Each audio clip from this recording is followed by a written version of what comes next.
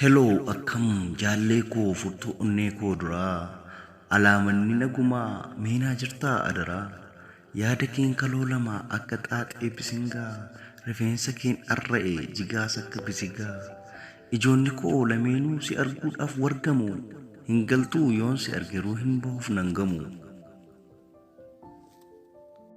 Ani nagaa dhabarii akkamati nagumaa maatii waatiin hundumtuu alaamanni wayyumaa. Nangalaa wal arginaa gaaf tokko kuniin hafu anuutu si yaadiin dhugaa boqodhee rafu. Qeen keenya durii sun akkam jiru adaraa jaarsi ollaa keenyaa sun faan akka durii wacabbaraa. Re'een keenya dadiin isheen dur walii yaasnee deemnee bishaan obaasnu deemnee bishaan obaasnee daggalatti dachaasnee wal kuffisnee wal kaasnu mandarri keenya suni mee akkamii barii koo akkuma durii wacu moo akkamii warri koo. Atoo eenyu wajjiniin kaateelowwan bobbaastaa re'oota kenniiste moo ammas bishaan obaastaa. Moo obboloota keenyatu akka durii san ta'e waliin horii bobbaasaa bakka keenya nubbu'e. Mee akkamii haalli jiru maaloo naaf himi dafii warra amma adda baafadheen booda dabalaafi. Kan barbaadde gaafadhu siinima akkatti jirru isa xobbee saamamnee baalaa fi muka cirru. Obboloonni keenya illee bu'aniiru bakka garuu akka keenyatti tasumaan qaban akka ergati deemtee simboo waan baay'eetu haara'e jaldeessota guyyaatu nu harkaa fixe re'ee ergati deemtee simboo hoolaa ishee kamiin qabaa iddoon tigaa hiramee ta'e yoo lafa gabaa akka bokkaa samiitti abidda gadi roobsaa nu jalaa guggubanii darabaa keenya hundasaa daggalatti durraas nu ciranii balleessanii dallaa itti dhaabanii galma guddaa ijaaranii gamtaadhaan gurmaa'anii gurmoo addaa uumanii dargaggootu keessaa wasa mana ispoortii bananii galma keessaa girmaamu takka yaa takka wacaa inni kaan inu taalaa kaanis loo akka qocaa bishaan durloowwan dhuganii namni ittiin siquum simboo kan biraatu soorata fudhatee laga dimboo akka keef akka kootti gusoo jala lixanii obboloonni koof kan kee waa wal harkaan fixanii akka durii san seetee bokkaan hin duumessaa'u aduu keessa kakawween kan sirraa kawweessa'u dur yeroo hamaan dhufu simbiratu sitti himaa amma hin jiruun akkasii jiraachuun akka jaamaa ani immoo karaa meeqanii simboo koo yaaddoon guute atis utuun si yaaduu baatee callibbaan buute. Ayi qeen koo numa jigee akka jiisaa bisingaa eenyutu nu garafee qopheenfatee alangaa. Akkas ana riyyaa kee anaan haa burjaajessu ni burjaajoftee barii anaa joonjessu. Akkamitti jirtaree miidhamteetu falmattu iddoo dheeda horii koo hin cirinaa osoo jettu. Qaamni kee gubateeraa gubaa jala dhaabbatee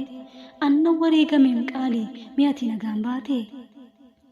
Namni miidhame jira gubannaa mukaa keessaa gara jabina sanaan gubaniiru jaldeessa. Qamaloonni hidhii lagaa taa'anii nu doorsisan amma hin jiraniire weennii warri koorrisan. Amma eessa oolu ree haadhoon koo fi haadhoon kee manuma keessa oolu moo eessaan bahuu bakkee. Qilleensa jijjiiramaa akkamiin simatteree gaafa gubiinsa sanaa maaloo eessa seenteree.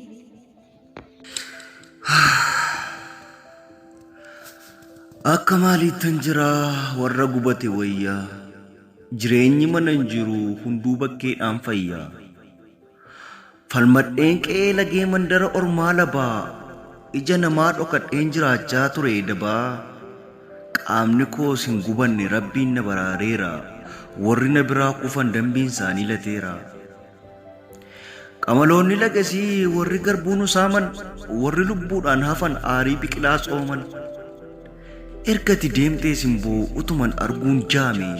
qaamaan fayyaa fakkaachaan ayyaanni narraa caame. Ergati deemtee simboo iji koo homaan argu toraan kamuu naan darbu yoon facaase naan margu. Homtuu natti mul'atu maashonni koo nollatu aariiwwan koo hin shoolatu gaabbiiwwan koo hin foolatu. Ergati deemtee simboo namayyuu naman se'u abbaan fedhe yoo dhufe afaan baasee naasa'u. Guyyaan koo dukkanaa'ee halkanni koo guyya'a gororri koo gad yaa'ee bishaanni koo ol yaa'a. ergatti deemtee simboo hundatu natti faallate qallaa kootu fudhatee furdaan koo immoo qallate bal'aa kootu dhiphatee dhiphaan koo immoo bal'ate jal'aa kootu sirratee sirriin koo immoo jal'ate mees biraa akkamii akkuma asii kana bonni kee ganna ta'ee ganni kee hin ta'aa bona anaan barii koo anaa nyaatu qaxalee haalati keessa jirtuutu manbaree galee asii maal na gaafattaa jiruunoo kan gaaffiiti ibsaatti fayyadamna bishaan ofii danfiti akka keenya durii san qaama lagaan dhiqannu bakka argine teenyee qaama waliin millannu ergansi biraa deemee jiruu haaraa jalqabee ho'insa qaama haaraa kan biraanan gaggabe isa dur hattuudhaa fi poolisii waliin jennee mana geengoo baalarraa lafarratti kaafannee mana kaafannee baanee hattuu baasuudhaaf kaanee fiigichoodhaan wal qabnee guntuta wal tumannee imimmaan ija keessaa dhaabbitti wal darbanne akkuma addaa taanu sanata san daganne egaa anis barii koo kanan yaadaan goolamaa atis obsii danda'e guyyaa tokkoon darbama isa kaaniin nan obsaa waan fedhe yoo ta'e iyyuu garuu siin hin dagadhu yennaan eessa ga'e iyyuu wantan sitti hin himanne dhoksaa gola sammuu koo qobaatti kan na goolu iccitiin qabaamu waan koo maaltu ta'ee qaalii koo waan nu dhoksitee qabdaayi maatii kootu miidhame natti himuuf akka dhabdaayi maaloo eenyutu du'e ani wasuman gaafadhaa si malee naman qabu si qofanii yaafadhaa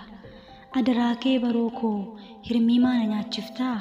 maaloo natti miidhafii maa yaadaan na kaachiftaa du'a yaadiin simboo koo dubbiin dubbii jiruuti sumatuu durii kaasii anaaf akka jiruuti maatiin hunduu nagaadha rakkoon akkana miti garuu wantin si dhokse qophaa onnee koo biicciti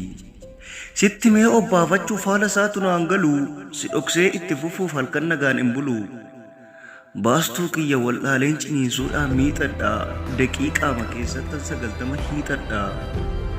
maali falli simboo koo maal laaffalta furmaata moo na jalaa callistee naaf dabalta qormaata barii koo maal rakkattee maaliif na ungulaaltaa mukatti na rarraastee maateessee na ilaaltaa maalsiif qabadda baastee yoo dubbatte waan jiru arrakkoo kee furuudhaaf iddoo tokkotti hunguru hiriyaa koo ijoollummaa naaf ta'uu kee dagattee jaalallee biraa argattu seenaa keenya lagattee ishee durtuufoo keessaa sana dagachuun cabaa ati yoo dagatteeyyuu waanan hin gatneen qaba mee maaluudha rakkoon kee maaloo natti mi ofirraa anas ta'e hiriyaan koo yoomuu si bira jirra ati moottuu yaada koo qaratti na hambiste waa'ee ishee tuufoo keessaa naan jettee natti kaaste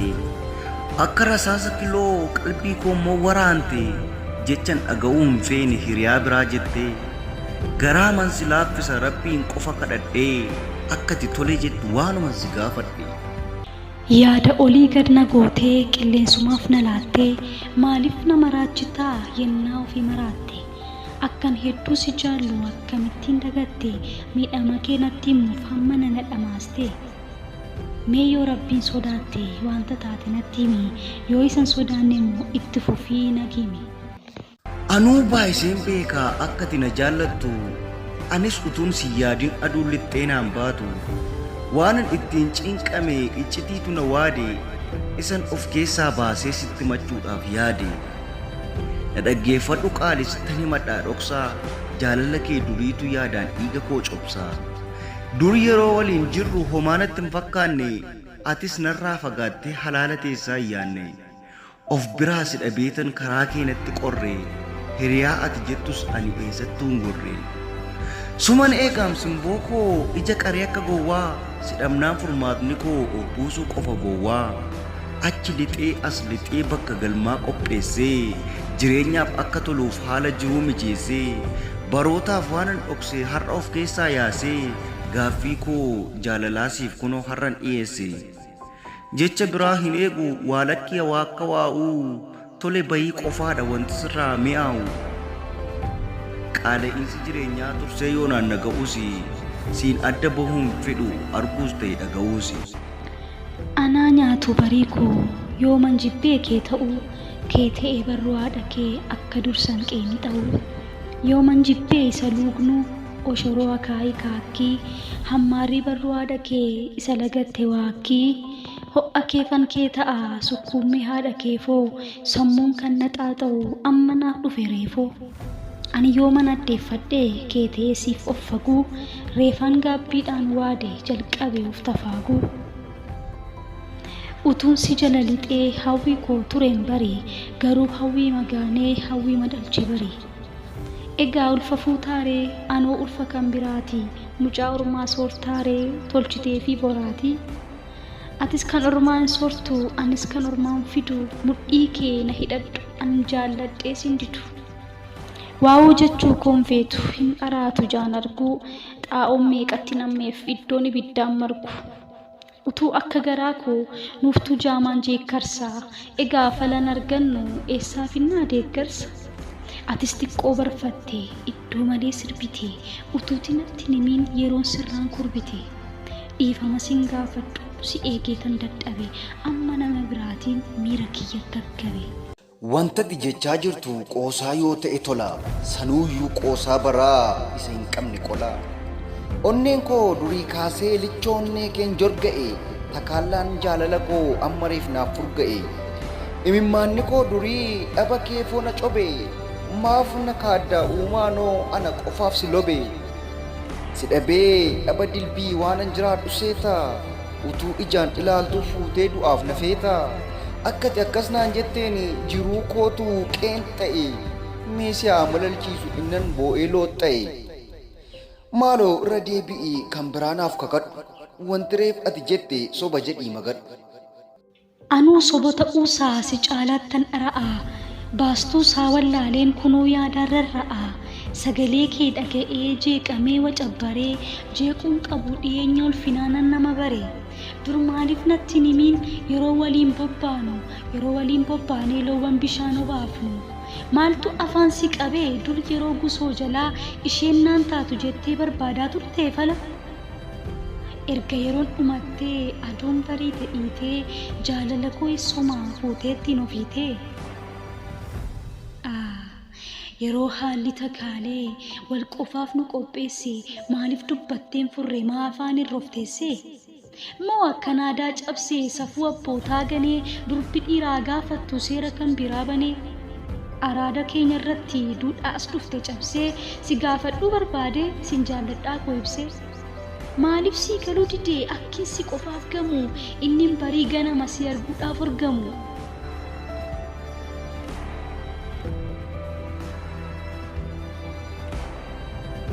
gaafan siin adda ba'uu dhaamsa tokko naan dhaamtu sin eegana eeggadhu jettee waanatti nimtu anumaan balleessine sumatu oraafate yeroon isaa amman turre xiqqoo sitti barfate amma sitti yaadiiti kan biraafuuf qayyabe akka kootti akkan dhabneef yeroo fudhuu yayyabe yooman shakkisi dhabuu yooman abjoodhe takkaa joobirri haalaan ilaalee akka si bute bakka isheen ankooti jedheeni iddoo laafaaf qimmiidha abbaa manaa bareedduu jedheen yaadaan of muuda yooman bare akka yerooni fuutee du'aaf na laatte kan eegeef gaabbii boodaanii kunoo naan conkolaatte si amanuun dadhabeem dhugaa jettaayii simbookoo karaattiin hambistaayii ol adeemaa dombookoo waan jaallattu argachuuf yeroon si murteessiti kana seeraan hubadhu bari ammas jabeessiti du'aan sagalee laatu kan koorra tarkaanfadhu yerootti fayyadame kan biraa barbaadadhu afaan keessan qabatiin yoo dhugaatti jaallatte ittiin obbaafadhu wanta keessa kee guute hin sossobiin jaalalaa qofaa keetti of himeessaa akka simboo akkan dhabneef yeroon qabadhu leensaa kan simboo sirkaa baasee leemmanee sin dhowwatu maqaa dhahadhu waamii isaan si jala awwaatu bara jireenya keetti barrisiif dabalamee jiraachuu keen barbaada jireenya madaalame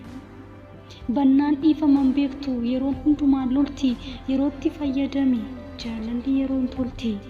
nagaatti egaa nagaadhaan dhaqi eessaan si fidaa miti